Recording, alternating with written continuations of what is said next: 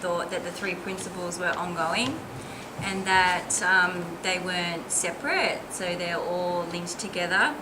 We said that the three principles are overarching ideas, ideals, methodology that underpins all that we do. It's for now and in the future, and it gives us a guide on our educational journey. From that new growth, where the kids would then generate their own ideas, so the cycle starts again where they're engaged again and they've made new connections, so it's always ongoing. And we had it like our little passport thing, so it would be the world in the middle with The words and the airplane. the words and the aeroplane and that. Our principles are obviously based on current thinking of how children best learn, and that they provide consistency across the school in terms of teaching practices. And I totally agree with it being a round circle that you guys were saying, that it's ongoing, and that part of it excites us in that kids direct where their learning goes, which I think is pivotal at the moment.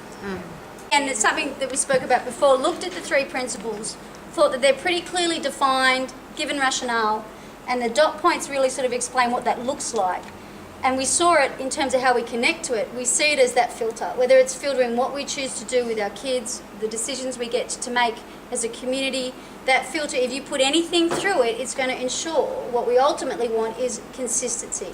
And we made the point of not clones, but just that consistency of approach, because we can ensure that different kids engage in different ways. We can also ensure as a staff we engage with whatever's happening and impacting on us in different ways as well. So the point of it being a filter for us as a community, bigger than just the teaching and learning of what happens in the classroom, but bigger than that, is where we sort of saw it, as that filter for decision making and conversation.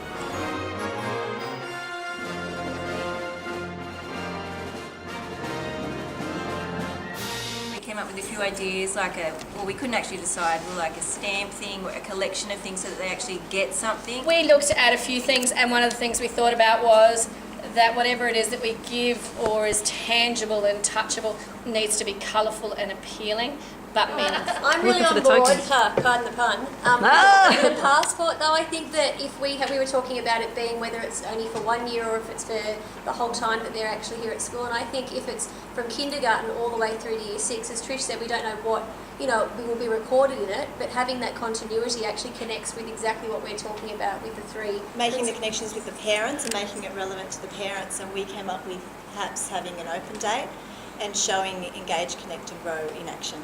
We were thinking we could launch it via a film based on going on an overboard flight with directions for the parents so that they can revamping our reward system, so something like our blue slips, it might build towards a badge instead of our platinum award that we have at the moment. Instead of plain. So really something that they're really striving for, so an end goal. Implementing this in programming, how will it reflect, what would it look like?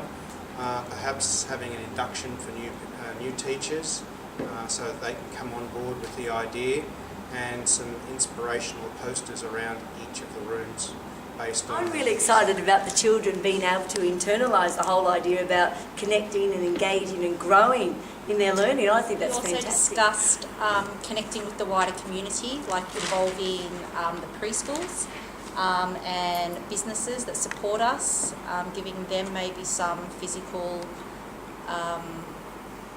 example of our pedagogies that's visible, so that it's visible. Implications on our school rules, as well as maybe parent, code of conduct, if you want to call it like that, and it will also impact on teachers and their programs. At the moment, our blue slips are playground behaviour, where a lot of the stuff we're reading about has to do with learning. So we're questioning if we did go to a passport system, would that be rewards for connecting through learning and growing? Would that then still be separate from playground behaviour, where the rewards are usually given? Or would all of that tie in as one? We discussed a range of different activities and resources that we could provide the children with an understanding of, in a meaningful way, of the three principles. But we also talked about how we've got to keep in mind the motto that we have, which is the love and courage. So to keep in mind, to not totally replace it. I think it was Trish that said that, because on our bags and that we've got the love and courage motto, so it's important that whatever we do, we still continue with that charism and traditions of our school. And we had for the student of the week that maybe we could have it in themes like this. The first 5 weeks all about connecting, and then the next 5 weeks about growing, and that could be incorporated. The that way. merchandising, I think, to have it really, for the kids, it's quite visible with the wristbands and those sort of things, so that it does become not just something teachers say, but also the kids live.